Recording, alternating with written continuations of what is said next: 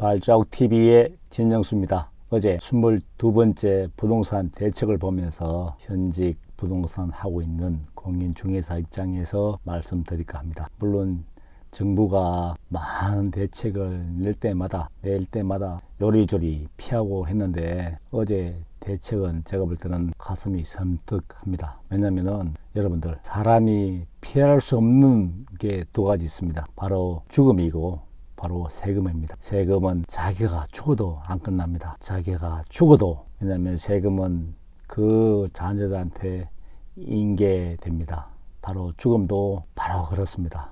그래서 세금, 거의 세금 폭탄이라고 해도 과언이 아닙니다. 부동산을 가지고 있으면 크게 내가 살 때 내는 취득세와 등록세, 제가 가지고 있으면 재산세, 재산이 많으면 종합부동산세, 그리고 또 팔 때 내는 거래세인 양도세입니다. 그야말로 취득과 재산 보유, 또 거래할 때 내는 양도 다 세금 폭탄입니다. 그러면 여러분들, 만약에 내가 3억이 이익 났다 그러면 2억을 세금 내는데 여러분들 파시겠습니까? 버틸 때까지 버티지 않겠습니까? 사람은 내성이 생겨가고, 지금은 취득세가, 지금 주택은 많은 혜택을 받아가지고 1%에서 3% 정도 세금을 내지만은 그 외의 세금은 4%, 또 농어촌 특별세까지 하면 5% 정도 세금을 냅니다. 오피스텔 같은 경우에 말입니다.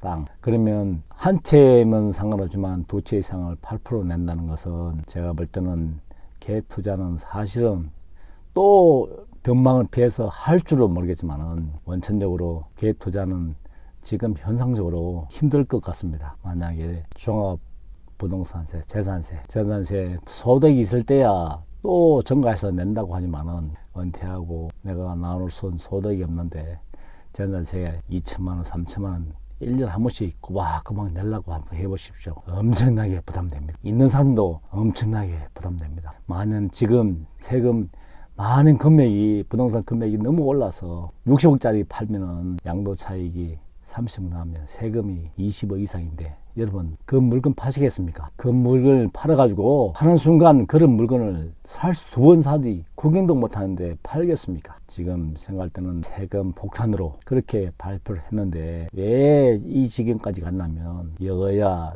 대립으로 인해서 입법화가 안 돼가지고 부동산 천국이 부동산 봉산 효과로 그거 지경이 이르렀습니다. 그런데 이번 국회는 만약에 그게 입법화돼서 법으로 통과된다 그러면 여러분들 부동산으로 조심하시기 바랍니다.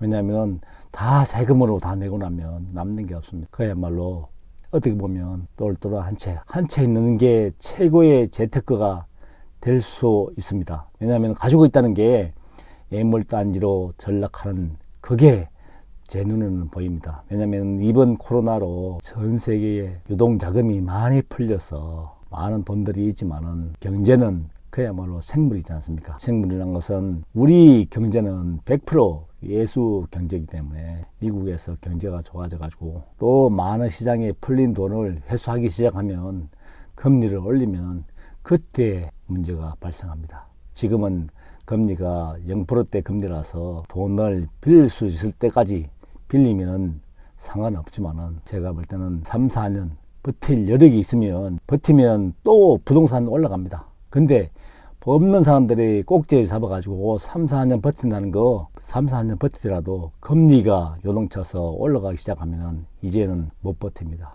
그래서 꼭 부동산 없는 사람은 꼭지에 사서 저점에서 팔게 된 이유가 바로 버티지 못해서 그렇습니다. 왜냐하면 이번 코로나가 발생해서 끝난다 하더라도 코로나 이전 세상으로는 도저히 돌아갈 수가 없습니다. 왜냐하면 사람들은 그 맛에 길들여졌기 때문에 이미 많은 분야에서 발전되고 변화가 있었는데, 이번 코로나가 촉진제, 촉매제 효과를 했다고 하면 맞을 것 같습니다.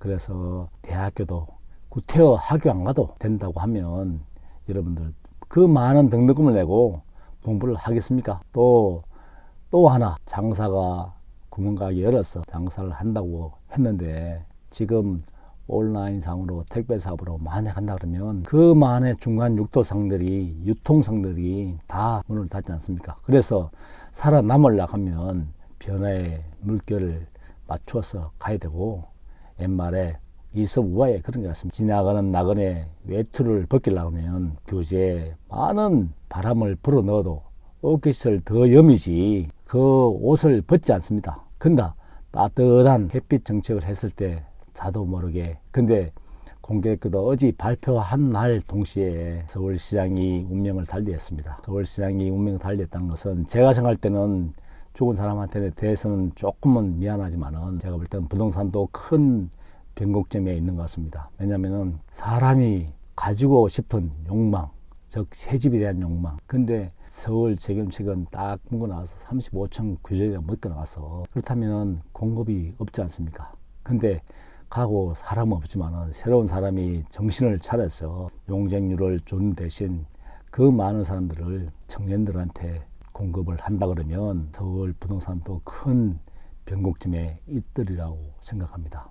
제가 볼 때는 이번 대책이 입법화가 되면은 엄청나게 충격을 줄 것 같습니다. 왜냐하면 이번 제가 취득세만 봐도 1% 내다가 이주자부터는 8% 내는데, 야, 제가 볼 때는 무섭습니다. 만나는 게 취득세, 재산세, 거래세, 양도세 다 내고 나면 남는 게 없는데 과연 누가 부동산 투자를 할까요? 지금 서울에 있는 학교도 폐교하고 신도시에 있는 학교도 학생 수가 절반은 줄었고 인구가 작년 11월 달부터 줄기 시작했습니다. 단지 하나 혼자 사는 가구가 100명 중에 40명이라서 가구 수 증가가 그 마지막 원인이 되는데, 어떻게 보면 대한민국에서 큰 역사가 보겠지만 큰 부동산의 변곡점이 지금 변곡점에 우리가 서 있는 것 같습니다. 변곡점에 서 있다는 것은 절대 내가 칠 수 있는 빛이 없으면 변곡점에 가도 살아날 구멍이 있는데, 만약에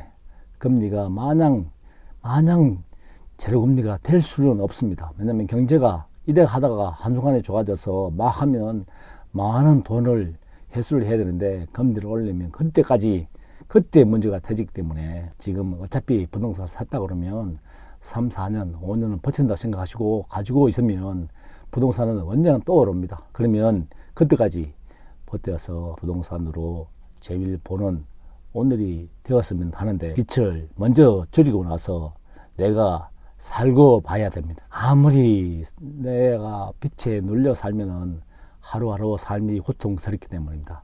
내가 질 수 있는 빛을 적당히 졌을 때 오래오래 하루하루 행복한 나날이 될 것 같습니다. 발자국TV의 진정수입니다.